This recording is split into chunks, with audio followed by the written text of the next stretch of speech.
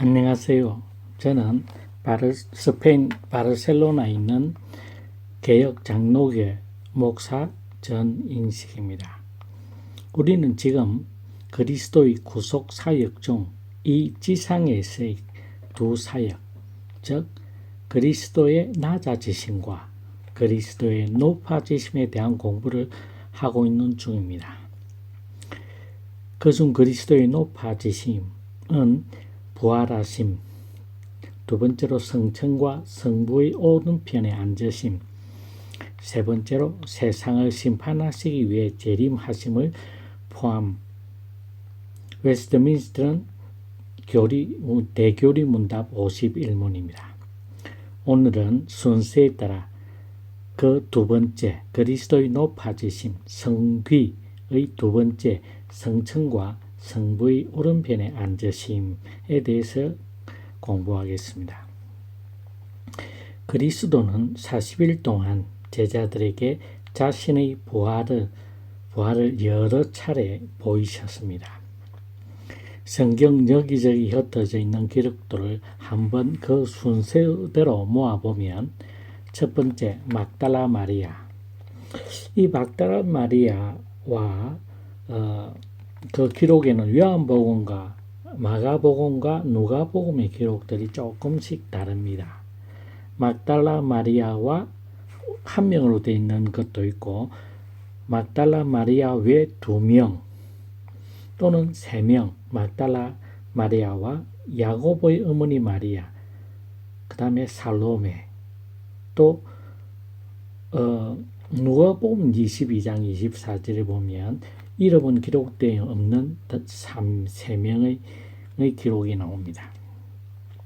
자, 그 첫 번째고 두 번째는 다른 여인들, 마태복음 28장 9절에 보면 또 다른 여인들에 대해서 기록하고 있습니다.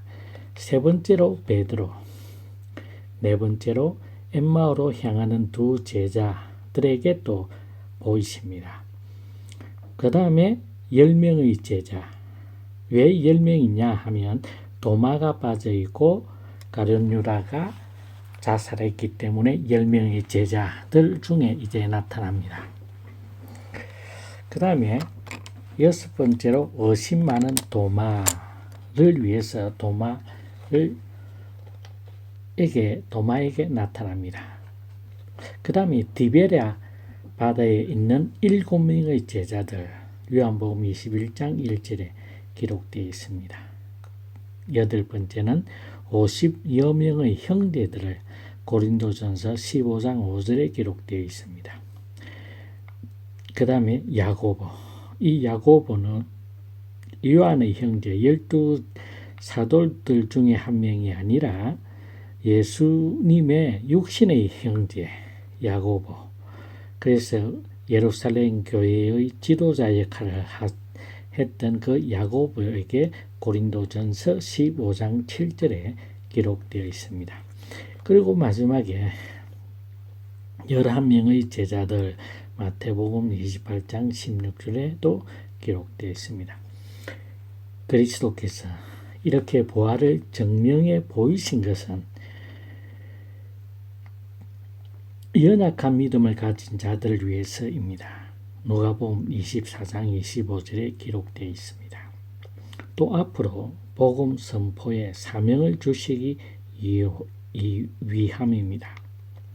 성천, 즉 하늘로 올라가심을 생각할 때 사도행전 1장 9절은 이 말씀을 마치시고 그들이 보는데 올려가시니 구름이 그를 가리어 보이지 않게 하더라. 자, 구름이 그를 가리어 라고 하는 의미를 우리가 잘 한번 생각해 봐야 됩니다. 세 가지 중요한 의미가 있는데 그 중에 한 의미는 그분이 하늘에 계심을 의미합니다. 이제 이 땅을 떠나서 하늘에 계심을 의미하고, 두 번째로는 그냥 막연한 하늘, 우리 눈에 안 보이니까 하늘이 아니라 하나님의 영광 가운데 계심을 의미합니다. 또 세 번째로 우리가 구름 이 그를 가리워라고 했을 때 그 의미는 육신적인 상상을 하지 말라 이 말입니다. 말로서 이게 우리가 이 육신을 입은 이것이 영체를 입으신 그리스도의 성천하심, 우리 그 당시에 500여 성도들 앞에서 올라가시는 그 장면들을 500명의 정인이 있었습니다. 그 일에 있어서 우리가 특별하게 다르게 증거를 삼고 해야 될 이유는 아마 없을 겁니다. 그런데 인간이라고 하는 것은 상상의 그 날개를 펴기시자면 한도 끝도 없습니다. 그래서 그 이야기는 구름이 가리었다. 육체 더 이상 하늘에 계신다. 그분은 하나님의 영광 가운데 계신다. 그것으로 끝입니다. 더 이상 우리가 상상을 하지 마라. 라는 겁니다. 자, 이것을 우리가 잠시 구약의 어떤 구름에 대한 것을 잠깐 보면 우리가 출애굽할 때 불기둥과 구름기둥, 즉 사막을 40년 동안 살아가기 위한 곳에서는 그 사막에서는 너무 춥고 너무 더워서 인간이 살 수 있는 데가 아닙니다. 그곳에 구름기둥과 불기둥으로 지켜주신다. 또 그 구름기둥이라고 한다면 우리가 사막에서 진영에 있을 때 성막에 모세가 있을 때 그 성막 위에 하나님이 항상 그 구름이 일어서면 출발하고 멈추는 곳에 또 진지를 구축하였고 하는 장면들도 나옵니다. 그런데 가장 의미가 있는 것이 뭐냐면 모세는 십계명을 받기 위해서 구름 속으로 들어갔습니다. 출애굽기 24장 18절에 기록되어 있습니다. 구름 속으로 들어갔다. 즉 이 구름 속으로 들어갔다는 말의 의미는 하나님과 깊은 만남을 가졌다. 40일, 40낮, 40일 밤을 지냈습니다.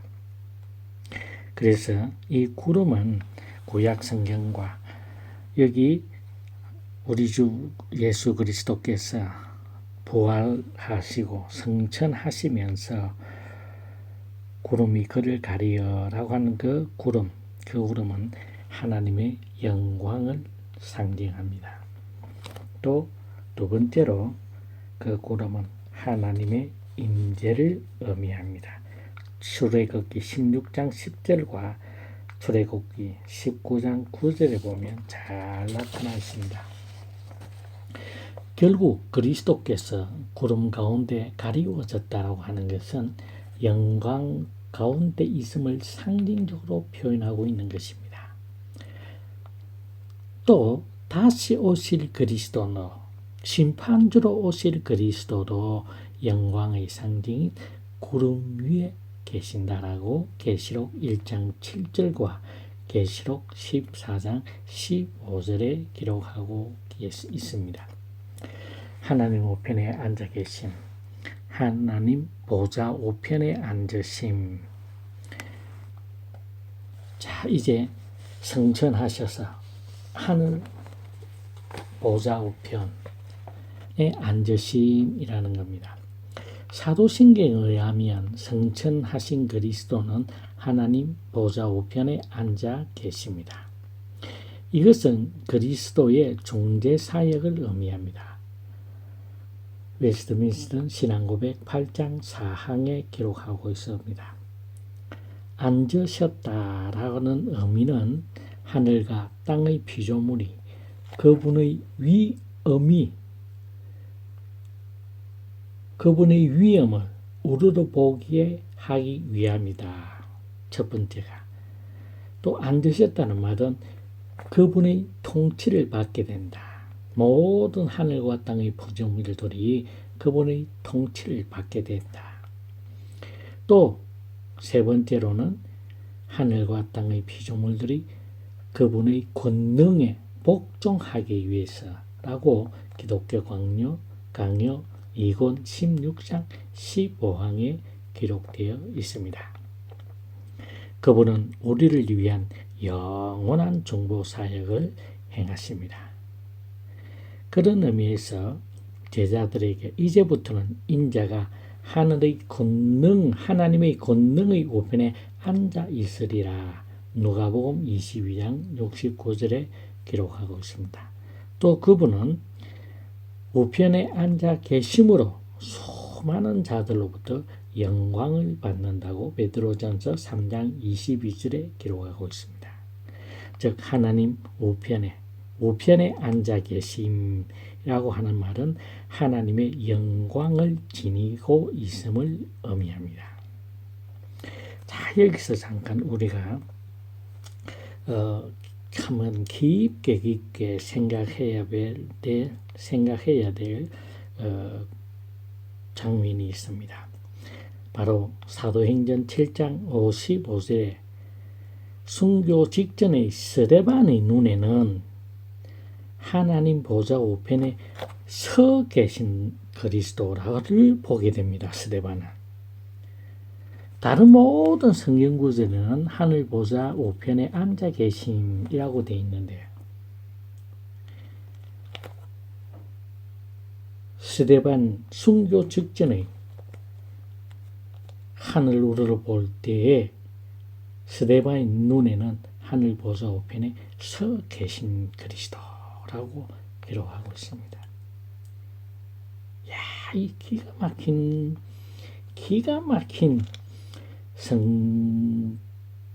장면입니다.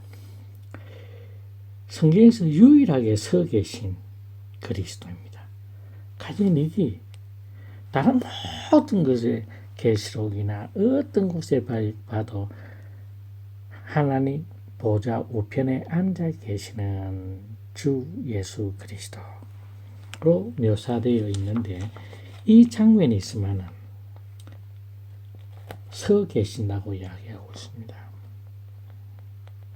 자, 그 장면을 우리가 한번 더듬어 보면 좋겠습니다. 지금 돌에 맞아 순교하는 순교하는 그 스데반의 눈에는 영광 중에 서 계신 그리스도로 인해 이제 스데반아, 나의 종아, 나의 신실한 종아, 어서 오너라. 마중 나와 있는, 마중 오는 것 같은 느낌입니다. 우리나라 말에 참 기가 막힌 묘사가 하나 있는데 그 부모들의 심정을 잘 얘기하고 있는 돌아오는 탕자를 묘사할 때 상거가 많대. 아버지는 그 아들이 돌아오는 것을 항상 기다리고 있었기 때문에 그의 눈이 고정된 것은 마을 입구 안으로 들어서는 그 제 넘어오는 그 장면입니다. 그 장면을 벗은발로 뛰어나온다라는 묘사가 있습니다. 기가 막힌 묘사입니다. 바로 그 아버지의 심령을 한번 생각해 보십시오. 지금 예수님은 하늘 보좌 우편에 앉아 있을 수가 없습니다. 자신의 이름을 위해서 자신의 이름 때문에 돌에 맞아서 육신의 숨이 끊어지는 그 순간 하늘을 우러러보는 그 스데반의 눈에 주님이 서 계십니다. 주님이 서 계십니다. 즉 멀리 떠나 있던 아들이 돌아오는 것을 벗은발로 마중 나오는 그 아버지의 심정, 그게 이 서구에서 제가 살고 있는 스페인에서는 상상도 할 수 없는 이 구절들은 서구 사람들은 이해를 못합니다. 어떤 심령이었는지를. 너무나 논리적이고 주관적인 그 관점들이 있지만 정이라고 하는 자식과 부모의 정이라는 그 개념 자체를 이해를 잘 못합니다. 제가 스페인에 살은 지가 32년째, 33년 정도 되는데 이 말을 이해를 못합니다.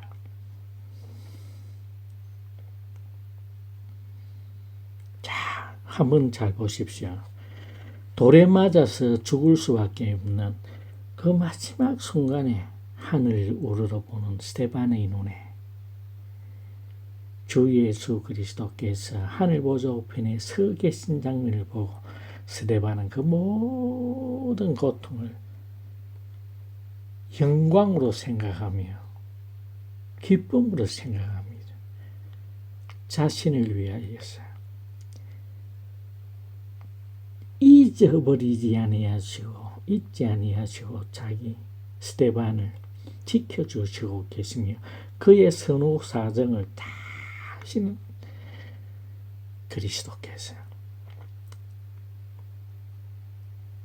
그를 위하여 그를 맞이하기 위하여서 천국에서 하나님 보좌 우편에서 서 계신다는 장면입니다.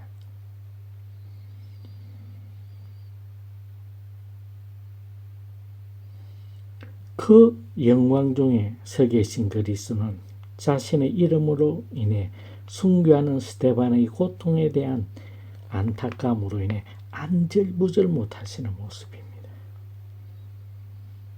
자, 이런 모습들은 성경은 여러 곳에서 묘사하고 있습니다.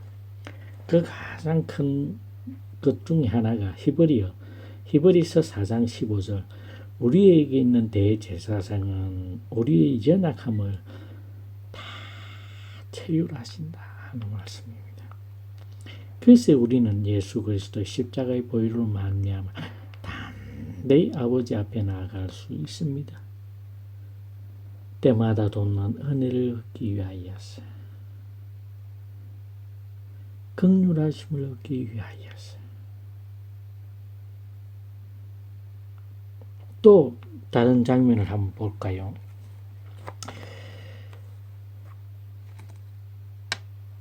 바울의 그 다메섹 도상에서 예수 그리스도를 만나는 모습을 봅시다. 갑자기 빛이 있습니다.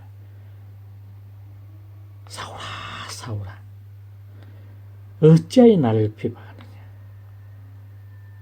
깜짝 놀란 바울이 주여 니시니까? 주여 누구십니까? 네가 비방하는 예수다. 네가 비방하는 예수다. 자, 우리가 실질적으로 바울과 예수님이 지상에서 조우한 적이 있겠느냐? 그 가능성은 없다고 봅니다. 자, 그러면 바울이 언제 예수님을 핍박한 적이 있습니까? 만나지를 못했는데. 그럼 이거는 말이 이상한 거죠. 그럼 다른 의미가 있다는 겁니다. 그건 뭐냐? 주님의 이름을 위해 핍박당하고 조롱당하고 하는 그 모든 것은 직접적으로 누구를 핍박하는 거냐? 바로 주 예수 그리스도를 핍박하는 행위라는 겁니다.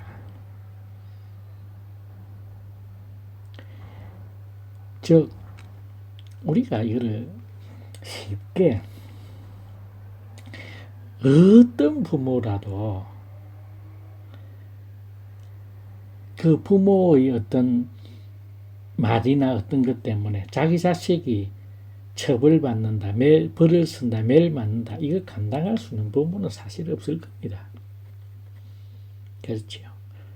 자식이 잘못해서 그 잘못한 거에 대한 징벌을 받는다, 뭐 그건 이해할 수 있습니다. 그거는 참 왜 잘못 가르쳤다고 생각하지만은 그러나 거기에 대해서 이해는 갑니다.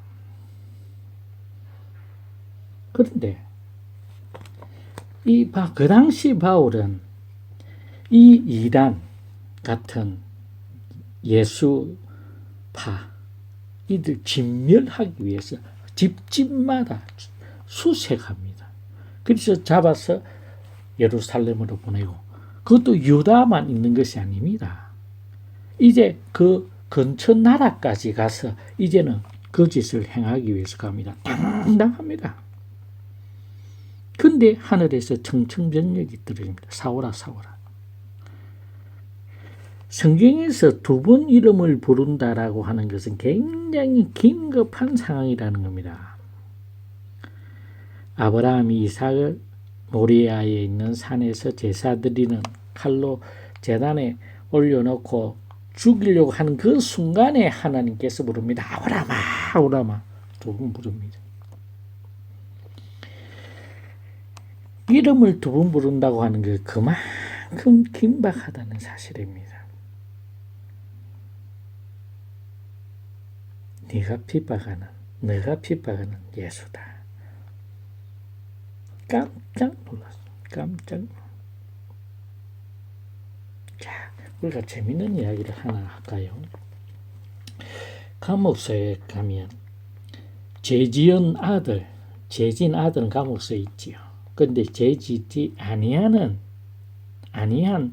부모는 가슴 미어질 듯합니다. 그래서 그 아들이 어떻게 살고 있는지 뭐라도 하기, 자기는 먹지 못해도 사식을 넣어준다든지. 근데 죄진 아들은 그 감옥소 안에서도 너무 당당합니다. 사식 넣어달라, 뭐 이기 없다 저기 없다 온만 불평불만을 다 합니다. 근데 죄 짓지 아니하는 그 의미는 저 눈에 넣어도 아프지 않을 저 자식이 죄를 지어서 감옥에 가 있는 그조차도 자기가 잘못 가르쳤다고 생각을 합니다. 희한한 인간들이죠. 죄는 지가 지어놓고 너무 당당합니다. 너무나 당당해요. 사식 여달라 뭐 여달라 아니 춤니 뭐가 필요하니. 그러나 죄짓지 아니한 부모는 속으로 심장이 녹아내린다지요.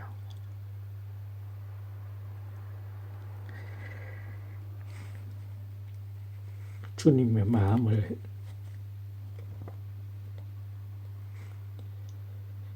우리는 특히 한국 사람들은 참 이해를 잘하면 정서적으로는, 서구인들은 분석하고 논리적으로 논리를 전개해 나가는 능력은 탁월합니다. 그러나 정서적인 면에 있어서는 굉장히 약합니다. 32년 동안 경험한 유럽인들의 기본적인 정서가 없습니다. 그러나 형편없습니다. 그러나 지적인 면에 있어서는 냉철합니다. 그 냉철한 이성으로서 부모 자식 간의 관계로 재단을 합니다. 그래서 그 깐깐한 한국 사람들이 가지고 있는 그런 정서, 끊을 수 없는 그런 정은 이해를 못합니다. 그런데 성경이 바로 아시아 사람의 이야기입니다. 히브리 사람은 서양인이 아닙니다. 바울이 복음을 전하면서 전도 여행을 가면서 마케도니아에서 자기를 부른다 하는 곳으로 해서 마케도니아로 옴으로 말미암아서 서구로 복음이 전파되어져서 모든 논리나 체계가 서구적으로 논리 정의해진 겁니다. 그러나 그 히브리서나 그 유대인들의 그 정서 자체에서 매매하니 흐르고 있는 것들은 정입니다.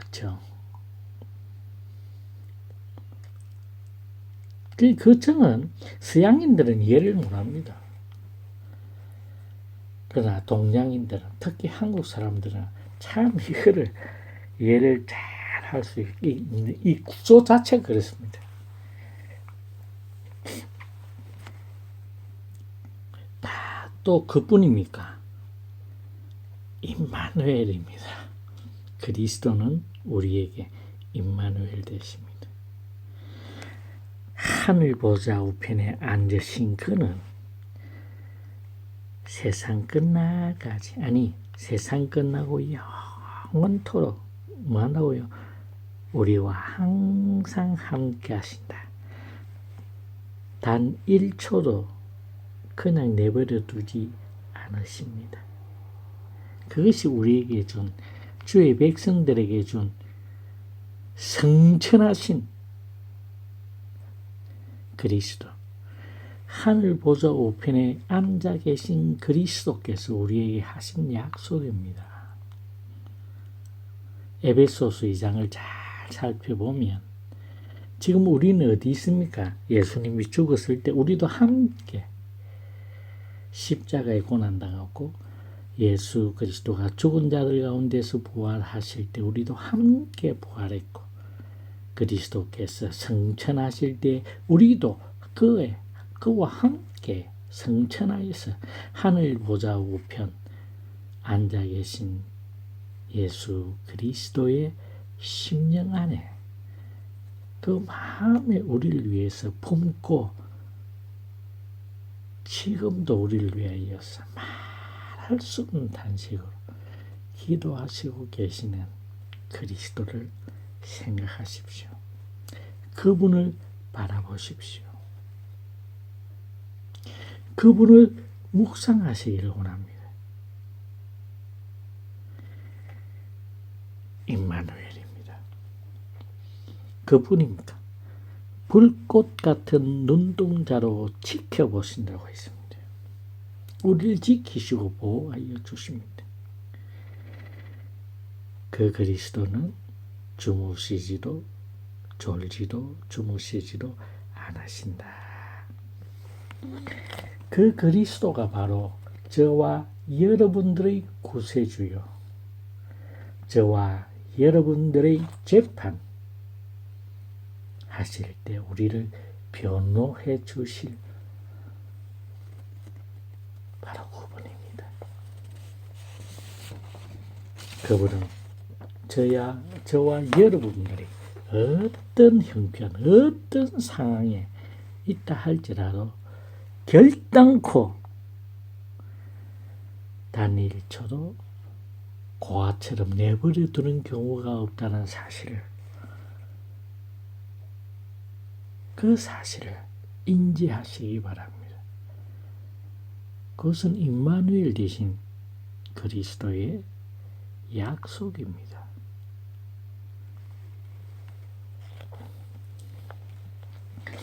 그리스도의 성천과 하늘 보좌 우편에 앉으심이 우리에게 주는 혜택이 세 가지가 있는데 기독교 강요 2권 16장 16항에 기록되어 있습니다.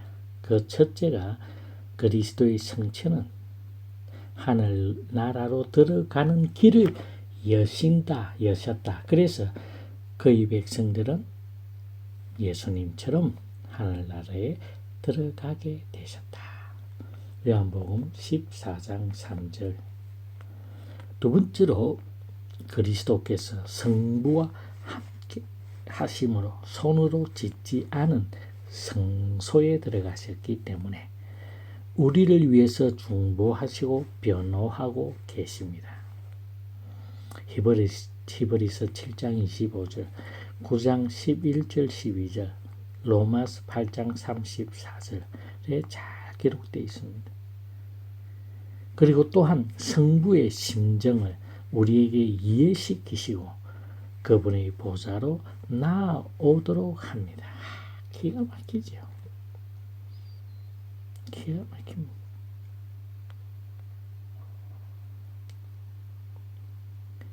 지금도 하늘 보좌 우편에서 저와 여러분들을 위하여서 그 가슴에 품고 기도하고 계시며 중보하고 계신다는 사실입니다.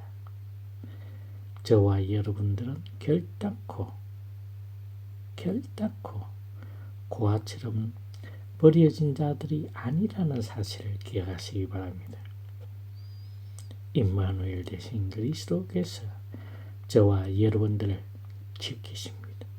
우리가 당하는 고통 이해하지 못할 것으로 착각하지 마십시오. 왕중왕이신 분이 그 머리에 왕관 대신 가시멸관을 쓰셨고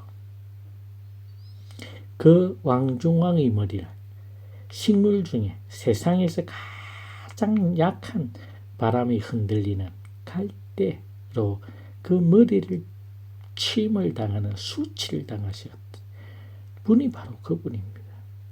우리의 연약함은 하나부터 100까지 있다고 한다면 그 처음부터 끝까지를 다 체휼하시고 몸소 경험하시고 그 사실에 대해서 아신다는 이야기입니다.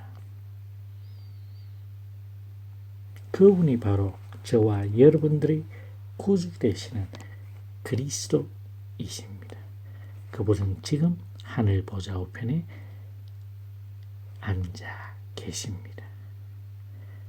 앉아서 놀고 있는 것이 아니라 저와 여러분들을 위하여서 기도하고 계신다는 사실, 지키시고 보호하고 계신다는 사실, 불꽃 같은 눈동자로 지켜보고 있다는 사실, 그 사실을 기억하시길 바랍니다. 마지막 세 번째로 그분의 권능으로 우리를 변화시켜서 영적 삶을 살도록 이끌고 성령으로 우리를 거룩하게 하시고 다양한 은사들을 주셔서 교회를 꾸미도록 하시고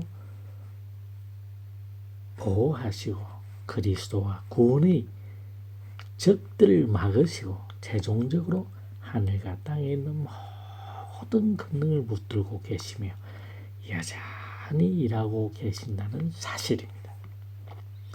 그래서 우리가 그리스도의 성천과 하늘 보좌 우편에 앉으심, 이것이 우리에게 엄청난 은혜를 주신다는 사실입니다. 이 사실들을 잘 기억하여서 시간 나눌 때마다 묵상을 하게 된다면 우리에게는 한없는 하나님의 하늘의 위로가 어떠한 상황 속에서 어떠한 환난과 핍박 속에서도 어떠한 어려움 속에서도 임마누엘 되신 그리스도께서 저와 여러분들을 지키시고 계신다는 사실, 이것보다 더 큰 이 땅에서의 위로는 없습니다. 어떤 상황인지라도 결단코 하나님이 내 주 예수 그리스도가 나를 지키고 계신다는 사실, 그 사실을 꼭 명심하시길 간절히 바랍니다. 오늘은 여기까지 하겠습니다. 한 주간 동안 주님과 동행하시는 삶을 사시기를 간절히 기도합니다.